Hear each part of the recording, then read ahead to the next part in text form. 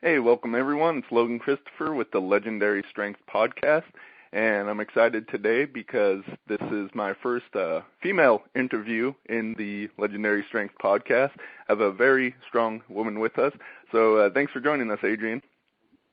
Well, thanks so much, and looking forward to being the first woman you've ever interviewed. Hopefully not nearly I the think last. I've interviewed a woman before, but not on the podcast, so this will be Okay, good. So for people that aren't familiar with you, can you tell a bit of your background? Okay, well, I'm a PCC team leader, and that is Dragon Door's new Progressive Calisthenics Certification workshop and program. And it's incredibly cool. It's all body weight. I'm also an RKC Level 2 and CKFMS and Primal Move National Instructor. So I do a lot of training, both for myself and then also for my clients and prospective instructors, that's based in, proper movement, in some ways even mindful movement. And interestingly enough, we end up lifting pretty heavy and surprising ourselves with our own strength. Yeah. I had the pleasure of meeting you, I think, our second superhuman training workshop down in Florida, and had a good time back then. And I want to dive into some more details, but how did you get started doing all this? I mean, most people don't, come out of the womb strong and fit. And so what got you started on this path? Oh, it's interesting. It's been kind of on and off for a few years. And when I was in college, not a lot of people know this. This is pretty funny, but I had a summer internship working at a commercial bakery plant. I was in the office, but they always had plenty of treats for us. And for the first time in my life at that point, I put on a few extra pounds. Nothing super major, but I was like, okay, this is something I'm going to have to do about this. And all this sitting around in the office was not working for me either. So I joined Gold's Gym of all places. They had a college student summer special and started a very basic, what everybody starts out with, the machines and whatnot, eventually moving on to some free weights. And by that time, I had to go back to school. But the experience kind of always stuck with me because it was fun. It's a little bit too structured, but I felt a lot better even just doing the little bits there. After college, I started my own business. And, again, it's like, gosh, I'm sitting around a lot. This isn't so great. And I started studying Tai Chi and Qigong with a friend locally, and also just rejoined the university gym that was in the area. And it was great up to a point. And I always noticed that, with these traditional kind of gym workouts, I would do well, and then it would just kind of stagnate. I could never really progress past a certain point with it. And so I started looking around for different things here and there, and different diets and different just approaches, not really finding anything, but still just kind of sticking with it. And a few years after that, again, same cycle. Wow, I'm being too sedentary. I need to do something. And thankfully ended up finding kettlebells online and decided to change my career and become, at the time I thought, well, I'll become a personal trainer. I need to be one, or I need to hire one. I wasn't finding anybody I was terribly impressed with locally, so I was like, hey, why don't I become one? And that's kind of how it started. And so kettlebells completely changed my approach to fitness. And, through that and through those kind of principles, started exploring body weight training as well. And it just basically took off from there. And just couldn't get enough of it. So yeah, I know how that is. Yeah, I was going to say, I forget, how did you've been at this for a long time. Yeah, I got started sort of serious about training because I was doing bodybuilding at the gym, and, I played football in high school, was never very good at, not athletic or strong or anything. It was shortly after high school I got kind of serious in it because I got into bodyweight training, and I started seeing results with that. And maybe about a year or so later, I started using kettlebells, and then, the old-time strongman stuff and everything. So that's went to the RKC. So, yeah, I've been doing this probably pretty seriously for about 10 years now. That's cool. Now, it's funny. You said something. You weren't very athletic in high school, and I certainly wasn't. Sometimes I have people ask me now, oh, what sports did you play in college or high school? And my answer is sometimes taken the wrong way, but it's the truth. The only team I was on was the chess team in high school. Nice. And even then, somewhat briefly, even, I will admit. But it's kind of funny to have that assumption. But it's good for people to know, because a lot of people weren't athletic or even confident in any way physically in high school or college, and sometimes I think that they feel shut out of mainstream fitness approaches. And what I love about body weight and kettlebells is that it's so accessible. Once you start to really delve into it, pretty much for anyone. And that's what I like a lot, especially about like contact conditioning and PCC. It's like, look, you know what? I got myself into this state. I can get myself out of it. I can improve myself. I can do this right here in my own room. And I just think that's amazingly powerful. Yeah, we'll definitely dive into that some more. Just thinking back, I was a person that was picked last for sports and teams, just in the different schools during recess and whatnot. But it really is actually within your control to become an athletic person. It's not just strength, but all these athletic abilities, they can actually be built up. It's not that someone is born with it or doesn't. Yeah, sure, some people happen to be, but it really can be trained. And using kettlebells, using body weight, as well as other methods, it's really going to make you become an athlete, even if you have no desire to play a sport. And I think it's sort of a natural human quality that we should be athletic. We ought to be athletics, but it's going to take some training in order to get there. Oh, absolutely. Absolutely. And what's cool is, a lot of the approaches that you and I are now taking, the problems I had in high school or whatnot, it was, oh, well, go do this thing. Okay, well, I can't quite do that yet. What's the step before it? And, no one had any answers at that point. And, now we've got all these incremental steps, all these stepping stones that, can get anyone started. And I've found, just working on the basics, one of the first times I went to an intro to MoveNat workshop. It was very cool. But when we started doing, crawling, my crawling pattern was completely wrong. And I was, like, shocked and, quite honestly, a little embarrassed. But I ended up, working on it with some, ideas from MoveNat, but also a whole bunch of really super basic ideas from Primal Move. And I've fixed that pattern now. But, it's like most adults and, even instructors and prospective instructors that I've worked with, we all have these little, problems in coordination or these problems in patterns that when we work through them, from some of these tiny incremental steps, that, we just become that much more coordinated and strong and injury resistant on a certain level as well. But yeah, it is totally can be learned. Totally. Yeah, I actually look forward to finding out things that I'm not good at, because it's, here's a weakness of mine. So once I get this better, I'll be that much better all around. Oh, absolutely. Yeah, I was working with someone recently, and we found this one little habit, and when we fixed that, it fixed his deadlift, his swing, posture, all these, basic but so crucial things came from this one little, it was almost an awareness, a habit and awareness. Like, wow, it was fun to watch. Did you successfully complete the Iron Maiden challenge?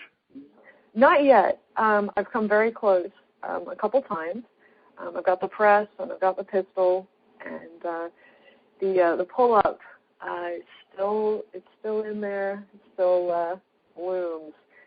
And I will admit that I've actually backed off of that ever so slightly, just to get more of a well-rounded strength for things like the PCC. So I've been working a lot on skills and, being able to demonstrate those things toward the PCC. Now, after this next workshop that's coming up this weekend, I'll get back more into that. I've been maintaining what I have, but again, I haven't given up, but I haven't been doing super specialized training, towards that weighted pull-up, because for me, that's what it's going to take. Right. For people listening that aren't familiar with that, the Iron Maiden challenge is for women. It involves a 53-pound kettlebell that you have to press, military press with one arm. You have to do a pull-up with it hanging from you, and a one-legged squat with it. The same one for men is it's called the Beast Challenge, and it involves the 106-pound kettlebell. And I'm actually right there with you, because I can do the pistol and I can do the press, but just a little bit a ways from doing the pull-up for myself. So maybe we'll talk about how to finally get through that this coming up weekend. Oh, and for people listening, I will actually be at the PCC certification this coming up weekend, but this podcast will be posted on Monday after it. So that will have already happened, and I'll be sharing some of the lessons and things learned from that as well.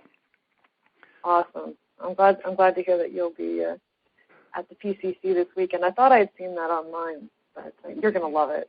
Yeah, I'm really looking forward to it. So tell us a little bit about it, because the first one happened a couple months ago, correct? Right. And it was an amazing success. It's always a little interesting coming into it. Here it is, a brand new cert, and even though I know Danny and Al Cavadlo very well, I'd never met Stephen Lowe. I'd read a lot of his things online and realized he was cool and everything.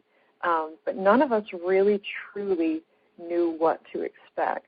So we showed up at St. Paul, and they had these incredible, the manual, which we had all been, reading for weeks and weeks and weeks before it. 600 pages. It's written by Paul Wade. I will, admit that it is one of my most prized possessions. It's usually within reach. I can see it from where I'm sitting right now. Everything is broken out in it. There's illustrations. There's step-by-step.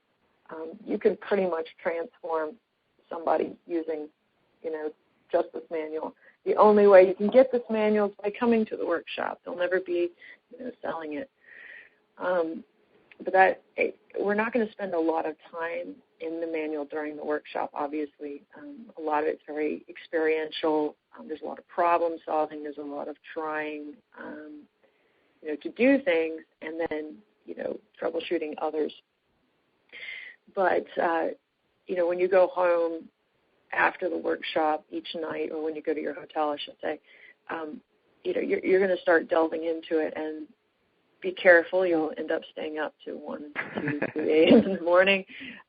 When I received the advanced copy of it, I did stay up until 4 a.m. reading it. Thankfully, I was just at home, so it was no big deal. Mm-hmm. But, it is amazing. That right there, I'd say, is worth the price of admission. But what you get at the actual workshop is, just an incredible camaraderie. And also Al and Danny, their instruction style is amazing. They break it down. Everybody's, if you've ever been, sometimes you go to these workshops and the guy's talking really fast and, you get half of it and half of it doesn't make sense in your own body, and you try to kind of make the shape that he's making and it's not working and you're like, man, what's going on here? That does not happen at the PCC. Everything is so plainly described. You're like, oh, I got it and I can use this. You're going to come back from that with so many things you can start using immediately for yourself and for your clients. Mm-hmm. And it's very cool.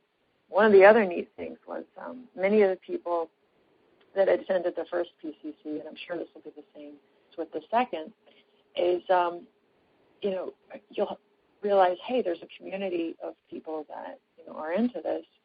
And while a majority of the people attending are, fitness instructors, gym owners, fitness professionals, authors, etc., there are a few people that attend just because this is what they do. And I do interviews for Dragon Door, and so I've gotten to talk to a lot of people who have attended. And what was interesting was talking to a few. One guy is a doctor, an MD, physician, general kind of internist. And, he's like, you know what? Some people are cyclists. Some people run. This is my thing. And he had just gotten so into the concepts from convict conditioning, and they had so transformed his life and his strength and his health that he just came to the PCC for his own training. And here he was in a room full of other people that, understood the passion for learning these types of movements and for conquering these types of challenges, and seeing that there is a community out there.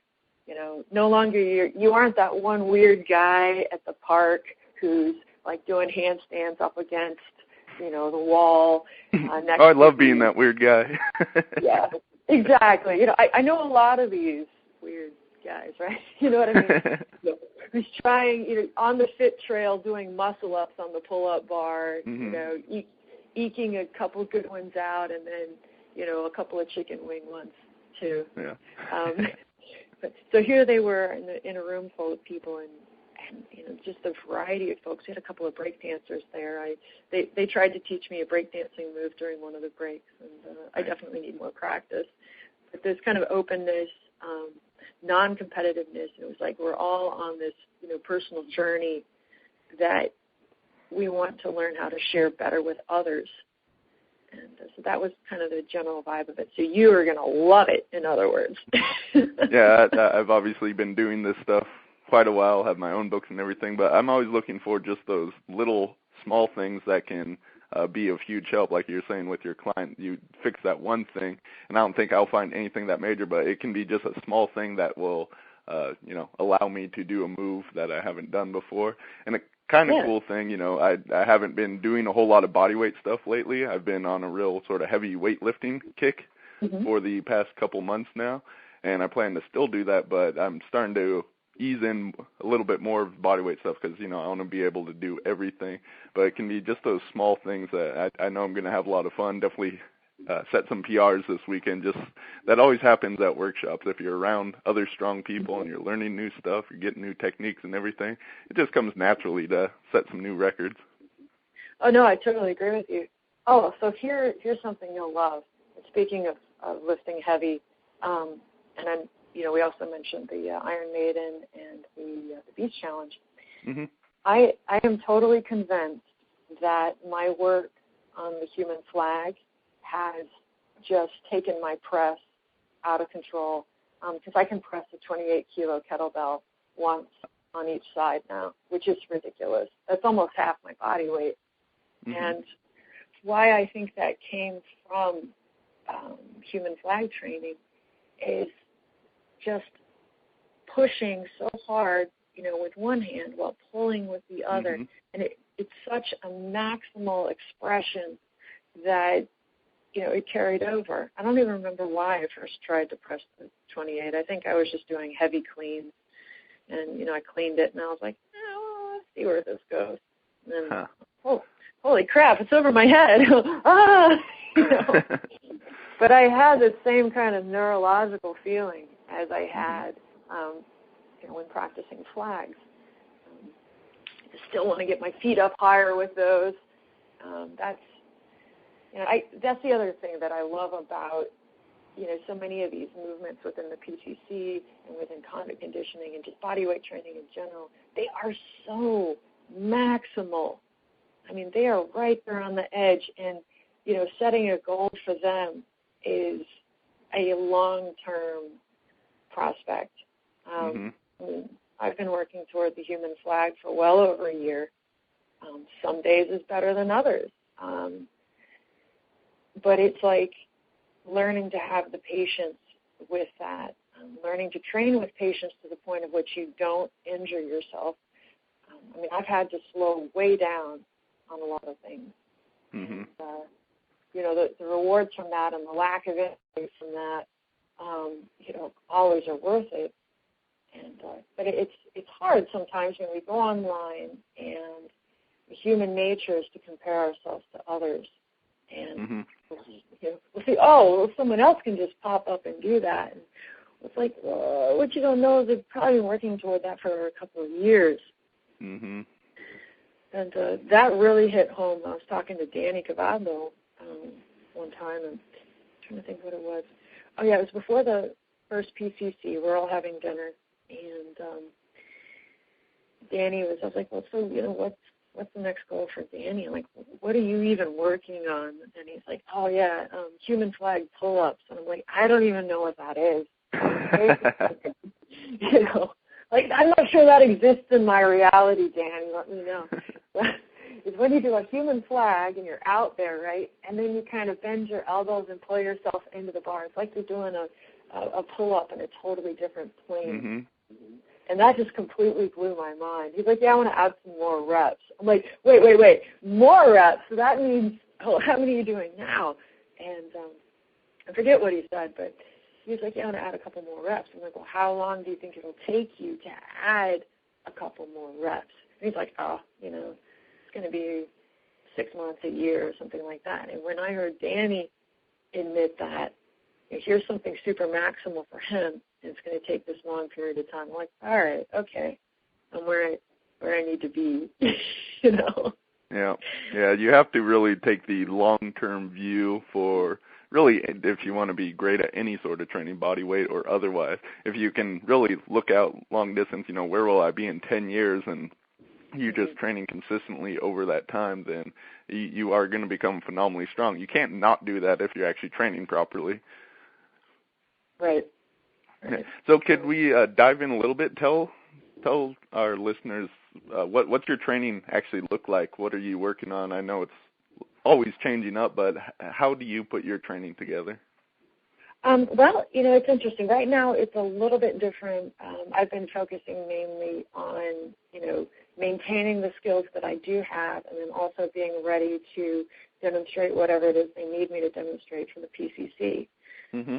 So what I'm doing right now, I test out a lot of workouts in general, but I, do a modified version of what my small group does, my kettlebell and bodyweight small group does before they do it, just to make sure the timing works and whatnot. So I'm doing a little bit of kettlebell. I'm doing a lot of bodyweight, doing a lot of primal move. On off days, I've actually gotten into slacklining recently, and that's been a lot of fun because balance, like hand balancing, and now I found foot balancing are both big challenges for me and big struggles. And seeing the incremental progress with that has been very good mentally, and it also kind of ties into a meditative, because I'm like, whoa, I'm balancing on this thing, and I'm in my total Tai Chi, Qigong mental state right now, and I don't know how I got there. It's like, oh, cool. But basically, I'm doing, a small amount of complexes. I'd say it's actually pretty close to, and if I were to sum it up, it's like a slightly free-form approach to convict conditioning.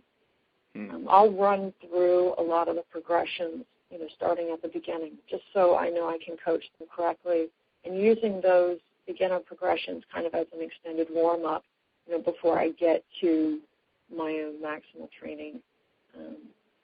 I'm also, I feel so rebellious in this, which is kind of funny, but throughout the day I do a lot of short duration, I don't even want to call them workouts. I'm trying to remember who said it first. I think John Duquesne said it at one of the workshops, exercise snacks at the marketing mastermind. And you take 10 minutes and work on something and then come back and you're more, focused. And so I do a lot of that throughout the day. If I'm on a walk and I find a good, wall, I'm going to pop up and do a couple of handstand push-ups. I'm going to do some pistols here and there, just kind of keeping up a certain level of strength throughout the day. Of course, I always still work on specific skills and specific, progressions, especially like human flag and whatnot. But, I very free-form with my training, and at times it's so integrated into my day that I'll, eventually go to sleep and think, oh, did I work out today? And I'll have to think about everything. Oh, yeah. Wow. Yeah, I did actually. Somewhere along the line, I ended up doing about 60 pull-ups and let's see what else. And so these things are more like kind of interspersed throughout my day. I don't usually say, okay, well, this is my hour to work out and, cram in a bunch of things. That happens sometimes, but it's certainly not the norm for me. Mm-hmm.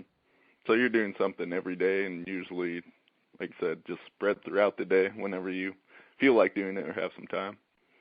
Right. It's like I don't try to stay in, I try not to stay in one place, for too long, getting too sedentary or whatnot. But it's like, okay, time for a lunch break, before lunch I'm going to, do a few things and we'll work on this. Where's my crow stand? Or, go into more, handstands, hand balancing. Again, anything that's balancing on the hands has been extra challenging for me for whatever reason. Mm-hmm. Any time to work on a progression toward the elbow lever, or, gosh, anything really. So, yeah, it's integrated throughout the day. Now, if I have a specific goal, when I come back to the Iron Maiden training, that will need to be more structured, just toward it. But even then, how I've maintained a lot of strength is, I'll just leave the weight belt out with a kettlebell on it. It might be a 12 kilo, might be an 8 kilo, might be 16 kilo, and set it over there by the pull-up bar, and just do a pull-up every time I walk near it. The old traditional grease the groove. Yeah. Or occasionally I'll set a timer. It's like, okay, every 1 minute or every 1.5 minutes, I'm going to do one of these, and end up coming back from that with a lot of patterning and not a lot of soreness necessarily. Mm-hmm. Something else I like to emphasize is recovery, and if you're finding a good massage therapist that kind of understands what you're doing to yourself is very helpful, and very fortunate to have found someone that gets it, works with a lot of athletes. And I see a lot of people online that, at least from the outside, it looks like they're beating themselves up and, getting into injury risk zones. And it doesn't pay off in the long run. And the short-term goals might be met, but in the long run, it's like, okay, can you still be doing this, later in life? Like Jack Arnow, he's still an incredible athlete. He's, well toward his mid-60s, and he's in the gym doing front levers. He's working toward his one-arm chin again. It's like, I want that type of longevity within my training. And I plan on being the scary old lady in the gym doing the front levers in my mid-60s. Yeah, I can't wait till I'm 60. I'm going to be very strong then. Yeah, think of all this practice time you'll have. Yeah, it's a lot of time. Yeah. I don't know if I answered your question at all. I feel like I did. Oh, yeah, no, that was great. So we've already gone half hour. Time flies when you're having fun. Any final tips or something you'd like to leave our listeners thinking about? Well, yeah, actually. One of the things that I kind of really learned from slacklining, again, learned before but learned again, is, at the very beginning, everything seems impossible. Like, there is no way I'm walking on this piece of webbing, balanced. But practice, trying it again and again and again, walking away, taking a break from it, doing something else, coming back, trying it again. That persistence, that consistency over time, impossible is blown away. And, just being incremental in your training, not getting frustrated with it or yourself, and just really putting in the time and the consistency. That's what makes it work. And it's neat to see, because that can work for absolutely anybody starting at any level. You just got to start. You got to keep with it. So, That's what I got. what once was impossible can become easy if you're willing to put in the time for it. So where can people go to find out more about you? Oh, I'm glad you asked. They can go to giryagirl.com. That's GIRYAGIRL.com. They can also find my instructor page on Dragon Door, and there's actually several links to that from my own site as well. Mm-hmm. All right, well, thank you very much, Adrienne, and I look forward to seeing you in a couple days and getting to do some bodyweight stuff. It's going to be a blast. Excellent. Looking forward to see you too, Logan. Thanks so much for calling. Yep. Thanks, everyone, for listening, and we'll be back soon with another interview.